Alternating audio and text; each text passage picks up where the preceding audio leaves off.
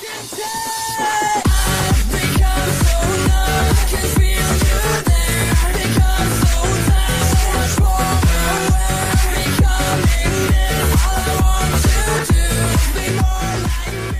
trouxe hoje para conversar com vocês, a gente fala bastante sobre os problemas de falta de padronização em todas as instâncias quando precisa se tratar crimes virtuais ou incidentes de segurança, e não é diferente quando a gente fala de grupos de resposta a incidentes de segurança, uma coisa que hoje já está um pouco mais divulgada, mas que aprendemos no âmbito da UFRN, quando eu trabalhava ainda lá como Security Officer, a fazer isso na unha, ou descobrir como é que se fazia, conversando nos corredores e partindo de recomendações em lista de segurança. Hoje a coisa está mais formalizada, e a experiência que eu vim trazer para vocês aqui é de um grupo que eu não faço mais parte, mas que fundei, chamado Nariz, o Núcleo de Atendimento e Resposta a Incidentes de Segurança, que no próximo dia 1º de novembro faz 10 anos.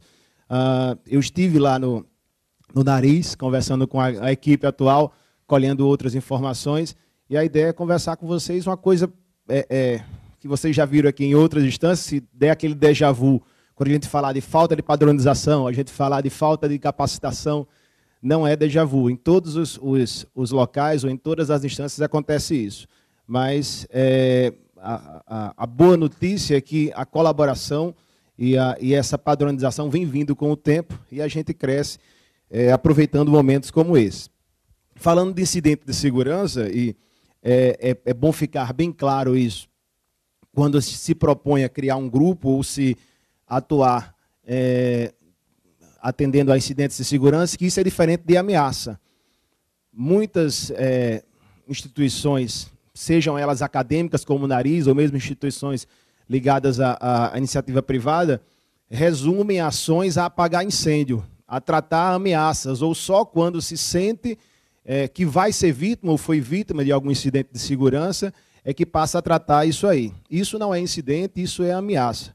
O ideal é que se trate proativamente ou preventivamente também, para evitar que se aconteça, que se registre incidentes de maior gravidade. Na hora em que você inibe, que você coíbe a prática seja de crimes cibernéticos ou violações de política de segurança das instituições, preventivamente, através de assinatura de termos, por exemplo, ciente da política de segurança, ou deixando clara a política de restrições, de punição em caso da incorrência contra a política de segurança, isso aí já inibe de cara. A gente vê isso também, nós vimos até agora aqui, devemos ver mais nas nossas leis, né? Quando as leis elas são mais severas, isso gera um certo receio de se praticar o que a gente vê hoje, a impunibilidade ou a disseminação dos delitos de informática. Quando a gente passa a olhar só para as ameaças, a gente vê só aquela pontinha do iceberg, essa foto é bastante utilizada, a miopia do iceberg, né? Você olha lá para cima e vê, por exemplo, que aconteceu um incidente de segurança na sua instituição. Ou seja, houve um registro que alguém clonou o cartão, tirou o dinheiro, fraudou, e quando você é chamado a cooperar, ou quando se dá conta, já houve a perda financeira, já houve uma série de problemas, até de exposição de quem está sendo investigado, e quando você vai ver lá na ponta do iceberg, não vê que aquele crime ou aquele incidente já vinha sendo preparado e vinha sendo ampliado há dias, semanas, meses. É comum, ou foi comum, encontrar em algumas investigações do Nariz, máquinas que estavam há 1 ano, 2 anos invadidas, e máquinas, inclusive, que tinham em seus discos rígidos mais dados de atacantes ou de quem utilizava indevidamente do que a própria empresa. O HD tinha megas e megas na época, né? Hoje seriam gigas e gigas de dados que o HD era usado como repositório de malwares, de dados de coleta de scan em outras máquinas. Enquanto que a empresa usava 5, 10% do seu HD, tinha 40%, 50% comprometido ou preenchido com dados dos atacantes. As motivações, então, para a criação de uma estrutura de apoio a incidentes de segurança passa, primeiramente, pela complexidade de hardware e software, né? A diversidade e a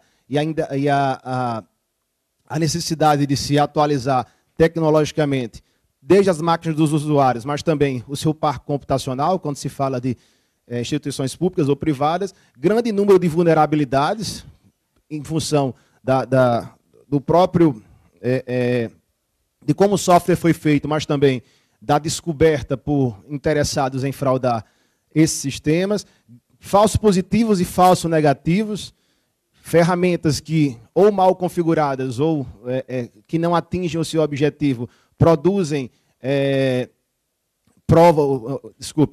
produzem evidências que são falsas, ou seja, os falsos positivos, ou dá falsa sensação de segurança na hora em que não apontam incidentes em andamento e que existe quando a ferramenta não é bem configurada ou não é adequada àquela situação específica. Facilidade em ocultar os passos de uma invasão, dependendo de como a equipe esteja preparada, ou da abrangência da rede, quantidade de pessoas, do cenário em que o atacante pode encontrar. Comunicação rápida e eficiente entre os invasores, que se comunicam melhor do que boa parte das equipes. É comum encontrar também máquinas comprometidas que tinham serviços que não usavam criptografia, que os atacantes entravam nessa máquina e usavam para entrar novamente de canais encriptados. Ou seja, enquanto o administrador usava um telnet para entrar na máquina, o atacante tinha colocado um servidor SSH para entrar, porque ele sim se preocupava com segurança mais do que a própria administração.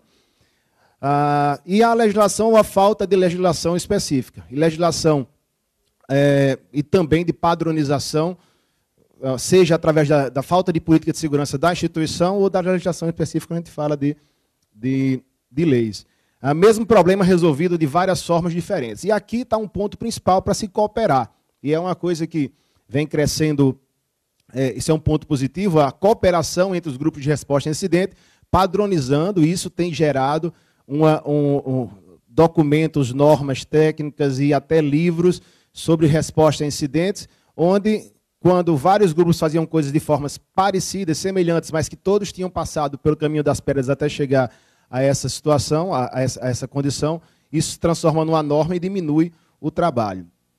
Ainda, banalização do consultor de segurança, né? Comum se encontrar pessoas que se dispunham a resolver o problema de segurança da empresa e sem preparação, capacitação para isso, mas com um pouco mais de conhecimento, com uma conversa diferente junto ao gestor e diante da falta de ação da sua equipe interna, passavam, por exemplo, a comandar ou ter acesso a dados privilegiados, passando por consultor de segurança.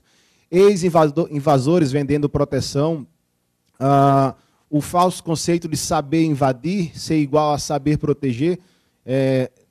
Numa das turmas é comum encontrar nas turmas de segurança da informação ou computação forense, seja no IFRN ou nos cursos de especialização que a gente dá, pessoas que dizem, mas que momento a gente vai aprender a invadir? Já chegam com aquela cultura na primeira aula de que tem que fazer alguma coisa, ou comprometer um sistema real de produção para mostrar que sabe, ou testar o professor para saber se ele sabe, para a partir de então se pensar em segurança. E há até uma frustração quando se diz, vamos fazer isso num ambiente controlado, montar um laboratório. Não, eu quero saber como é que eu entro na empresa tal, picho a página tal. Existe uma cultura errada de que a forma como você chega a dominar, ou pelo menos passar a conhecer mecanismos de segurança, na hora em que você se compromete o sistema dos outros. Invasores com pouco nível de conhecimento, mas com ferramentas muito bem feitas ou bem eficientes, ferramentas automáticas que fazem tudo, desde o processo de scan, de identificação de vulnerabilidades, até o ataque de fato, comprometimento e manutenção do acesso. Falta de experiência, capacitação de equipes de TI, eu acho que isso não acontece em canto nenhum aqui. E desatualização de sistemas operacionais e serviços. Geralmente a porta de entrada, na grande maioria dos casos, é por aí, serviço desatualizado ou o próprio sistema operacional. E isso foi agravado com a entrada do crime organizado dentro desse cenário de incidentes de segurança. Há algum tempo atrás, pouco tempo mesmo, nossa preocupação eram pequenos grupos que pichavam páginas, ou alguém que queria deixar um aviso que a turma dele era legal, ou alguém que entrava para usar aquela máquina para conseguir entrar em outra máquina e mostrar poderio. E era uma coisa bem nerd, uma coisa bem dentro de um ambiente onde você tinha caras e tinha perfis de quem incorria em incidentes de segurança. Quando o crime organizado se associou a esse conhecimento e viu, junto com o crescimento do comércio eletrônico, do e-commerce, o uso dos usuários prioritariamente no acesso a bancos pela internet, e isso começou a se tornar um problema maior, né? Então se viu que era-se feliz e não sabia na hora que se corria atrás de nerds que queriam simplesmente pichar páginas. Vamos voltar um pouco então no tempo, ver quando é que começou o Nariz. E em 98, eu trabalhava na Superintendência de Informática da UFRN, quando me deparei com o convite do professor Galileu, que hoje é perito da Polícia Federal, era então superintendente de informática, e me entregou essa máquina, né, uma Ultra 1 da Sun, com o sistema operacional Solaris, com um software de firewall chamado Checkpoint Firewall One, da empresa israelense, a Checkpoint. Pois bem, nem eu sabia, nunca tinha mexido numa Ultra 1, não conhecia o sistema Solaris e nem sabia o que era o Checkpoint Firewall One. E eu perguntei, por onde é que eu começo? E vi uma pilha de livros, os manuais, e recebi ainda a seguinte informação: olha, o que você mexer aí pode gerar algum problema nessa estrutura. A rede da UFRN, se você tirar uma regra daí ou colocar uma regra indevidamente, você pode comprometer essa estrutura. Acesso discado, então tinha um acesso discado, um acesso via cabo, uma intranet com mais de 80 subredes internas, o acesso ao POP, o ponto de presença da RNP, e o acesso à internet, tudo passava por essa máquina aqui, uma placazinha Quadfest, quatro interfaces LAN, e bem, então foram alguns meses aí de pisando em ovos, como desarmando minas, né? Cavava um pouquinho, verificava, fazia um teste, o telefone tocava, se tremia todo ali, mas com alguns meses, na realidade, um ano depois, de 99, nós começamos a tomar decisões mais consistentes, se apropriando da política de segurança, vendo os problemas de fato e deixando de apagar incêndio. O detalhe é que até então, até 98, a administração dessa máquina era feita de forma esporádica.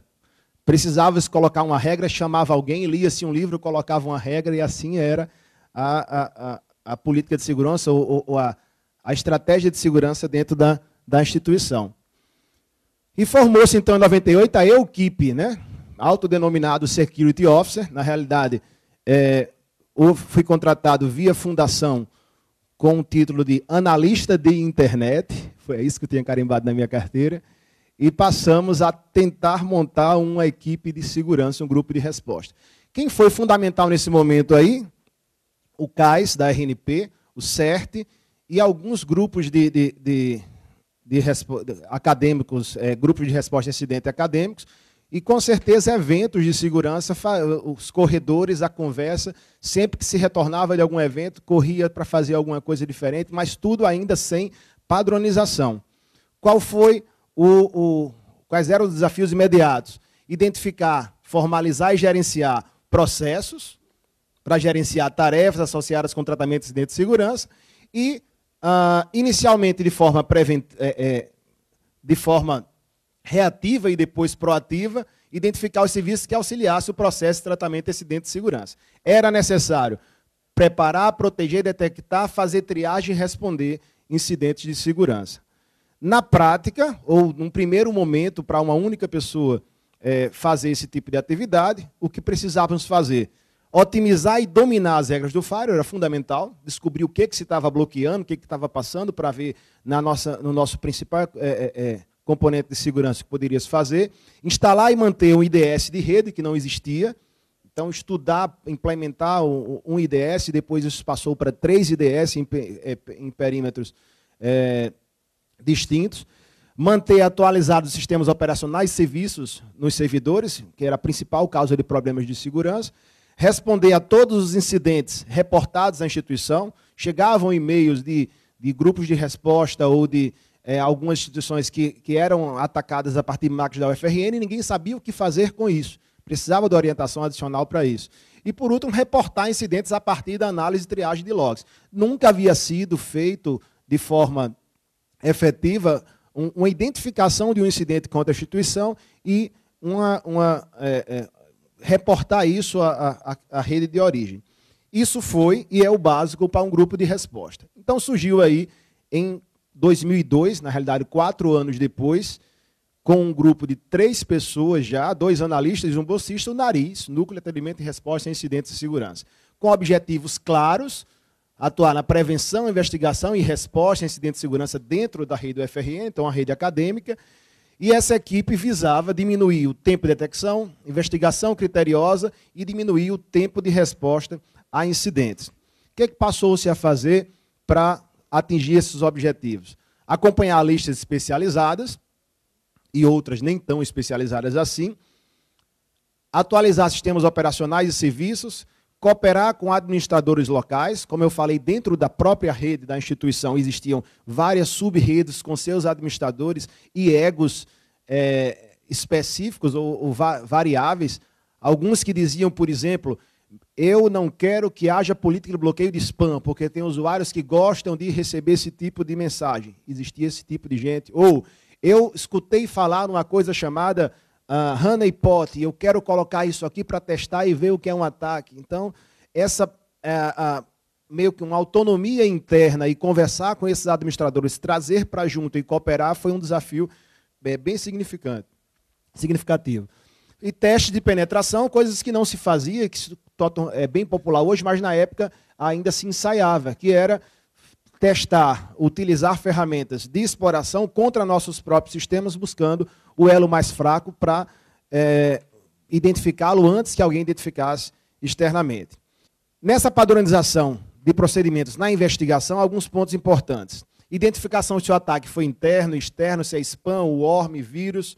Algumas vezes, alguns worms, eles próprios faziam ataques ou pseudo-ataques internos, e a quem vai se reportar um incidente feito a partir de um worm? Será que a máquina infectada de onde partiu aquela infecção ou aquele ataque, de fato, teve alguém por trás ou era um worm específico? Identificação disso aí. Foi invasão? Foi ataque e negação de serviço? Uma pichação? É uma fraude? Como se preserva a cena do crime ou a cena do incidente?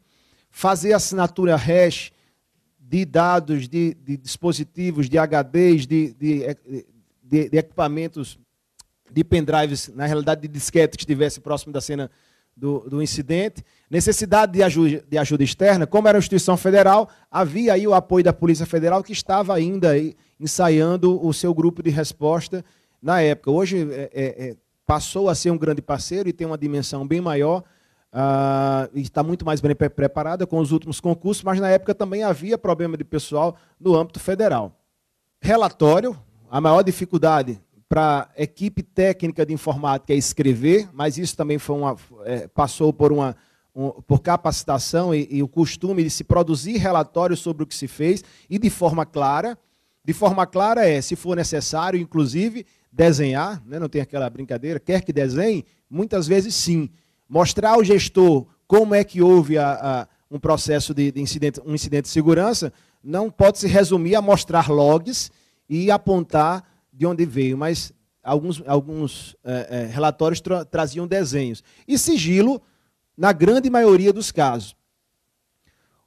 Depois disso, a resposta a incidentes. Foi um incidente interno, a instituição passou a ter, depois da identificação, processos administrativos contra servidores, contra alunos. Então, tivemos casos, por exemplo, de os mais leves, alunos serem advertidos e perderem bolsas, mas servidores públicos responderem processos administrativos em função de algum procedimento que incorreu em algum prejuízo para a instituição. Então, claro, ainda muito frágil o embasamento legal para se fazer um processo administrativo e, na grande maioria dos casos, a comissão que fazia parte disso chamava o grupo para descobrir o que de fato estava se acusando ali.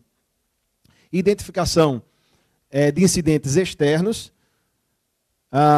rede remota de origem e destino, notificação da rede remota, medidas restritivas de acesso, cruzar dados e identificar cada caso individualmente, e acionamento da polícia quando era o caso. Sim, houveram casos bem graves lá, não só de fraude, mas e outros nem tanto, que foram resolvidos de forma dentro da própria instituição. Alguns casos que cinematográficos, né, como o caso de um casal separado que faziam parte da instituição, que buscaram o apoio para descobrir a verdade. O ex-marido chegou lá informando que tinha recebido um e-mail ameaçando da ex-esposa. Os dois usaram o provedor da instituição.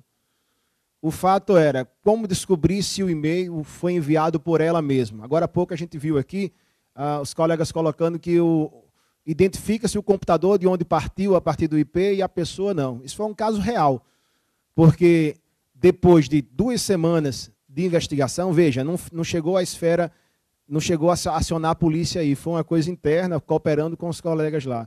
Descobriu-se que o e-mail saiu da máquina da ex-esposa, no horário especificado, 3 horas da manhã, com a ameaça, mas depois de ter insistido bastante de que não tinha sido ela que tinha enviado esse e-mail, verificamos que a máquina tinha uma porta aberta, a 3389, então o protocolo RDP, foi instalado um terminal service nessa máquina. E a coisa começou a ficar esquisita. Moral da história, ou resumindo esse caso em específico. A mulher, a mulher que estava separada do marido, ela conversava com um garoto que fazia a manutenção do computador dela e abriu o coração para ele, dizendo que tinha sido casada, mas não gostava quando o filho ia ficar com o marido. E o fato foi que esse garoto namorou-se da mulher, tomou as dores dela, instalou um terminal service na máquina, conectou remotamente a essa máquina e mandou o e-mail da máquina dela para o marido fazendo uma ameaça. Então, veja só, no final das contas, como o Moção que foi citado aqui, quem utilizou a máquina não foi nem o irmão dela ou a pessoa que estava ao lado, como foi o caso, mas alguém que remotamente conectou e usou a máquina. Qual IP que estava registrado? O IP da máquina dela. Para chegar até esse ponto e chegar até a pessoa, em alguns casos, se para no meio do caminho e pode se cometer aí fazer uma acusação grave. E agora tudo caminhava para ser a mulher. E no final das contas tinha sido um namoradinho dela. Isso foi resolvido internamente e não chegou a sair de dentro da instituição. Mas só para dar um exemplo prático de uma atividade do nariz. Então, foram definidas áreas de atuação, IDS periféricos, firewall, atualização de sistemas operacionais e serviços, servidor de logs centralizados, todos os principais servidores registravam localmente, mas concentravam seus logs num servidor de logs centralizado. Isso era fundamental para fazer cruzamento de dados, é fundamental. Política de segurança local em servidores, então se fazia assinaturas hash dos principais binários e mantinha isso numa base centralizada e periodicamente era checado se os binários haviam sido alterados, se sim, havia indícios de comprometimento daquela máquina. Backup centralizados dos servidores, documentação das atividades do núcleo e serviços à comunidade, para 3 pessoas. Falando então dos IDS periféricos, da manutenção ao IDS inicialmente na zona desmilitarizada e depois instalação nos outros pontos de acesso remoto ou na ligação da rede da instituição com outros parceiros, análise de log e procedimentos reativos de notificação e regras no firewall. Se houvesse necessidade de fazer restrições a partir de identificação de algum problema nos logs do IDS, se fazia restrições diretamente no firewall. No firewall principal, o primeiro desafio era manutenção das regras, se apropriar disso aí. Primeiro, a licença do firewall até então, Checkpoint Firewall One, era uma licença que, do custo bastante elevado, havia sido, na realidade, um presente para a instituição que tinha adquirido algumas máquinas da SAN, e atualizar essa licença era bem custoso. A decisão era, pede-se à direção para fazer a atualização, mantém-se uma versão desatualizada ou parte para uma outra solução. Houve uma experiência com um firewall intermediário, o firewall da Aker, mas finalmente, 3 anos depois, instalou-se e está até hoje o Goiamum, né, que é um servidor Linux com Firewall, NetFilter e iptables. Recentemente tentou-se trocar, eu tomei conhecimento, por uma solução comercial e, diante do que se fazia com o Firewall, o iptables, e o que pôde se fazer com esse Firewall comercial, os resultados que se conseguia se retornou para o Linux. O fato é que tem até hoje um Firewall baseado no iptables. Documentação dos scripts de arquivos de configuração, um plano de contingência. O Firewall nunca tinha falhado, e se falhasse? Então, todos os scripts eram atualizados e armazenados em uma área específica e havia uma máquina pronta para entrar em ação, como houve necessidade em um determinado momento, se o hardware ou o software falhasse. E análise dos logs do Firewall e resposta a incidentes. Atualização de sistemas operacionais de serviço. Para isso, houve necessidade de se participar de listas do chamado underground, saber o que estava se preparando de ataque ou iminentes problemas de segurança para se tirar do ar serviços ou se atualizar, fazer planejamento dessa atualização, já que eram mais de 80 servidores internos sob nossa administração, os pentestes e identificação e desativação de serviços desnecessários, manutenção do servidor de log centralizado, a política de segurança local, ou seja, a instalação, a implementação de assinatura hash dos binários em todos os principais servidores, enviando logs de ferramentas para o log host. Então, o nosso log host, além de concentrar os logs dos serviços, também mantinha as assinaturas hash dos principais binários, manutenção da base de dados centralizada de assinaturas, os backups, documentação da atividade do núcleo. Isso foi o mais difícil inicialmente, mas que culminou num apoio a outros grupos de resposta. A falta de documentação ou de formalização de como funcionava um grupo de resposta inibia a criação de outros grupos. Na época surgiu, por exemplo, o GRIS, aqui da UFRJ, o Nariz, junto com outros colegas, conversava nesses eventos, por exemplo, com o GRIS e fazia essa cooperação com o CAIS e com o CERT. O Noé, lá do POP do Rio Grande do Norte. Serviços à comunidade. Depois de 2 anos de atividades do Nariz, foi a hora de mostrar serviço à comunidade, fazendo palestras dentro da instituição, fora, participando de eventos e cooperando externamente. Então, deixou-se de se fazer um trabalho de apagar incêndio e passou-se, de fato, além de trabalhar preventivamente, colaborando com outros grupos. E, com isso, veio o reconhecimento. Esse é um mapa mais atualizado e, mesmo assim, observe que o Nariz está lá, né, do Nordeste, foi o primeiro grupo do Nordeste reconhecido nacionalmente como grupo de resposta formalizado. Hoje nós já temos aqui vários grupos espalhados. Isso é um reflexo da necessidade do tratamento de incidentes de segurança dentro das instituições, principalmente instituições financeiras. Observe aí que hoje os grandes bancos ou grupos financeiros já têm seus próprios grupos de resposta. Isso era uma questão natural. Isso porque o que se comentava bastante até então era que os bancos privados que não tinham seu grupo de resposta e toda a vida que passava por incidentes tinham que recorrer à Polícia Civil, que não tinha tanta gente ou tanto preparo quanto os grupos da Polícia Federal, torciam para que o grupo que praticava o incidente contra aquele banco também respingasse ou tivesse alguma ação junto à Caixa Econômica quando a Polícia Federal poderia entrar em ação.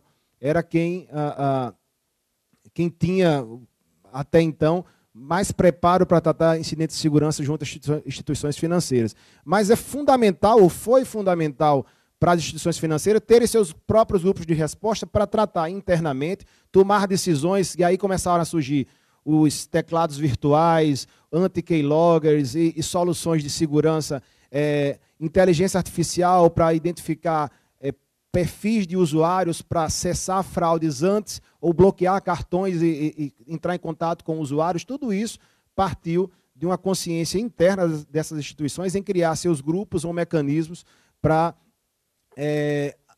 atuar em incidentes de segurança preventivamente também.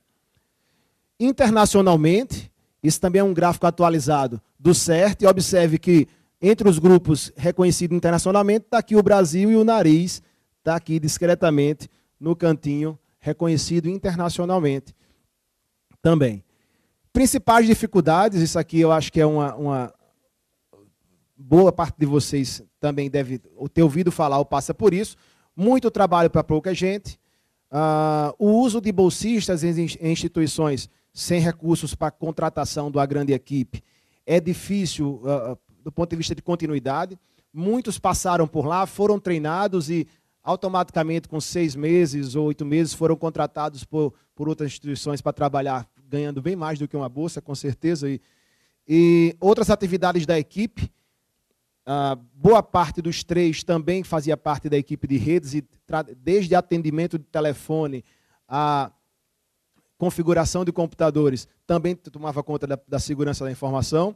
Política de segurança mais abrangente, a dificuldade desse tipo de política em instituições públicas, né, a dificuldade de você restringir determinados tipos de acesso ou forçar ou solicitar que haja uma formalização de uma assinatura de responsabilidade na utilização de recursos em ambientes, instituições públicas, passa muitas vezes por gestores mal informados ou gestores que não têm interesse em colaborar.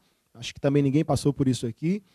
Conscientização dos usuários, a segurança versus usabilidade. Quanto mais se restringia o acesso ou utilizava-se de criptografia, por exemplo, substituindo serviços sem criptografia, falar com os webmasters, por exemplo, para substituir o FTP por SCP, era uma coisa bem simples do ponto de vista visual, as ferramentas eram parecidas, mas isso, pelo simples fato de dizer que a conexão ia ficar um pouco mais lenta, gerava um certo desinteresse e a solicitação de se manter serviços sem criptografia, falta de cooperação de alguns grupos de resposta, muitos incidentes reportados não tinham retorno, não tem retorno, e ausência de legislação específica gerando impunidade.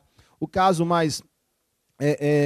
um exemplo bem específico para essa situação, nós passamos quando um grupo nacional, que foi bastante conhecido de pichação de páginas, chamado BHS, Brasil Hacker Sabotage, que pichava 2.000 páginas por dia, se vangloriava disso, tinha um dos componentes lá em Natal, e por ter pichado 3 páginas de servidores internos da instituição, nós entramos, junto com a Polícia Federal e cooperação com outros colegas, buscando indícios para chegar até cada um fazendo a sua parte, isso é importante. O grupo de resposta não deve estar chutando porta, nem policial deve estar lá dentro do setor pericial, cada um fazendo a sua parte. O fato é que chegamos a identificar os três pessoas que faziam parte desse grupo, e um deles era lá de Natal. Depois que passamos isso para a polícia, esperamos que isso resultasse em alguma coisa. O fato foi que fomos contatados algum tempo depois pela imprensa local para falar sobre como é que era feito a segurança dentro da UFRN. Não sabíamos que por trás tinha aquele interesse de fazer um sensacionalismo. O fato foi que demos uma entrevista e colocaram em um lado da página do jornal, grupo de segurança... grupo de especialistas faz a segurança da UFRN, explicando quais eram as atividades do dia a dia e a importância de se ter um grupo de resposta a incidente. Do outro lado da página tinha a foto do integrante do BHS num shopping lá de Natal, de braços cruzados, página completa dizendo: invadi e invado de novo. Então, essa sensação de impunidade, você vê pessoas que colocam o rosto, dizem que fizeram, e por essa sensação de falta de legislação para levar adiante uma situação dessa, chega a frustrar o trabalho de grupos de resposta. Dicas importantes do dia a dia. Na hora de notificar um incidente, por que se está notificando? Tem gente que não sabe. Aconteceu um caso, por exemplo, em que houve um ataque contra uma de nossas máquinas, identificamos uma máquina aqui de São Paulo com ADSL, mas com IP público. Vimos que ela tinha um servidor FTP, pelo servidor FTP tinha o nome da empresa, buscamos o endereço da empresa, ligamos para a empresa e não para o responsável pela ADSL, que era inútil na época, esse tipo de contato. E a pessoa que atendeu disse: nós queríamos falar com o administrador da rede. Aí ele disse: como assim? A pessoa responsável pelo computador. Sim, sou eu. Né? Olha, porque houve um incidente de segurança. Ele, como? Não, é porque usaram o seu computador para entrar no meu computador. E foi, né? Olha, você pode cooperar, você pode ajudar? Aí ele disse, posso sim, isso é muito grave, não é? Eu disse, é. Então o que a gente queria? A partir de então, passar alguns procedimentos para pedir que ele entrasse na máquina e nos mandasse uma cópia dos logs. Aí ele chegou e fez, você quer a senha de root? Né? Isso causou um choque de uns 5 ou 10 segundos, e depois a gente, diante da situação, disse, você pode passar, por favor? E ele passou por telefone a senha de root, nós conectamos nessa máquina, era uma peneira, cheia de, era uma mina de explosivos ali, né, cheio de backdoors ali, era o que nós, se havia, na pichação em massa, chamada mass defacement, lá era, sei lá, comprometido em massa, havia resquício de várias pessoas que usavam ali diariamente aquela máquina, e quando nós fechamos todas as portas, um primeiro pensamento foi o seguinte, nós botamos um log só para ver as tentativas de acesso às backdoors que existiam antes lá. Era uma coisa absurda, mas coisas de passarem a noite toda tentando e colocamos um fakezinho, um servidor fake para ele tentar, e como se tivesse só trocado a senha, e a quantidade de senhas, eu acredito que pela quantidade de informação que tinha nessa máquina, gerou, pelo tempo também, um certo comodismo dos atacantes e começaram a relaxar. O fato é que descobrimos lá um monte de coisa e depois de tudo isso feito, ligamos para agradecer e atualizamos os serviços da máquina daquela instituição específica, e dizendo até o ramo que ela participava. E mandamos um manual com orientações de como é que ele podia, dali para frente, manter a segurança mínima daquela máquina, fechando as portas. A origem pode não saber que está sendo utilizada. A primeira e quase sempre suficiente tentativa de parar alguns tipos de ataque é notificar. Alguém sabe, alguém está atacando e nunca foi notificado. Se ele está no estágio, por exemplo, de sondagem, não fez o ataque efetivo, mas houve uma notificação, pode frear a tentativa de comprometimento. Outros problemas de maior gravidade podem vir. A cooperação, nesse caso houve cooperação até excessiva, né? Para quem deve se notificar, identificar quais são os grupos de resposta a notificar.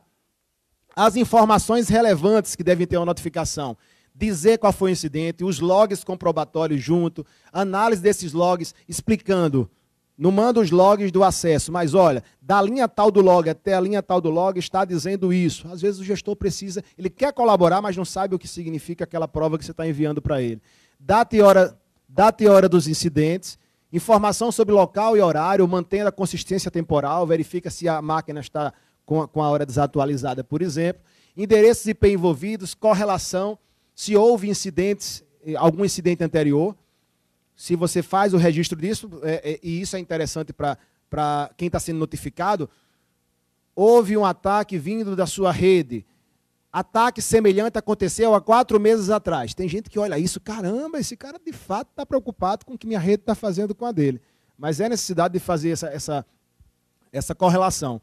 Política de segurança institucional, sanções, restrições, recomendações e o que será feito na caso de reincidência ou ausência de resposta. Nesse caso mandamos a notificação, não houve retorno, na próxima teremos que fazer algum tipo de restrição. Isso tem que estar de acordo com o seu checklist do grupo de resposta.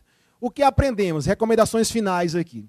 Para a continuidade de um grupo de resposta, não pode se basear em uma pessoa. Tem que se preparar e buscar manter a independência de pessoas, sempre passando o serviço. Nós tivemos um problema com um provedor, que o dono do provedor foi assassinado numa cidade lá do Nordeste, e fomos contratados ou chamados para aprender como funcionava o provedor e ensinar a equipe técnica dele, porque mais da metade das senhas e serviços eram gerenciados exclusivamente pelo dono. Então, isso também é um problema que pode ser comum nos grupos de resposta, quando concentram atividades específicas na mão de uma pessoa. Preparar a substituição, sucessão de membros, formalizar esse grupo e a estrutura, ter documentos claros, de preferência vinculados a estrutura da instituição. Se a estrutura tem as normas de funcionamento da estrutura administrativa, isso o grupo tem que estar dentro. Respaldo da instância decisória, tem que haver um respaldo de quem responde para poder efetivamente as punições serem feitas ou as sanções, e um programa de estágio para preparar novos analistas com cuidado nos antecedentes. Hoje já temos leituras complementares bem interessantes. Eu deixo aqui 3 leituras interessantes para grupos de resposta a incidente que não tínhamos na época da criação do Nariz, por isso que foi tão informal. O livro Resposta a Incidentes, esse documentozinho já deve ter sido atualizado, mas foi fundamental a partir de 2003, que é um modelo organizacional para grupos de resposta a incidentes. Eu coloquei aqui no site, lá no meu site, ricardokleber.com/research.pdf, mas quem não achar no Google pode pegar essa versão de 2003 que eu disponibilizei lá para vocês. E o CERT, que tem uma página com muita coisa, inclusive muita coisa em português, com factos, orientações sobre como montar um grupo de resposta a incidentes. Eu esperava trazer alguns outros estudos de caso para conversar com vocês, mas preferi trazer para vocês essa explanação de o que passamos, o caminho das pedras para chegar a 10 anos de um grupo que se consolidou dentro de uma instituição acadêmica e que hoje coopera com outros grupos aí no Brasil.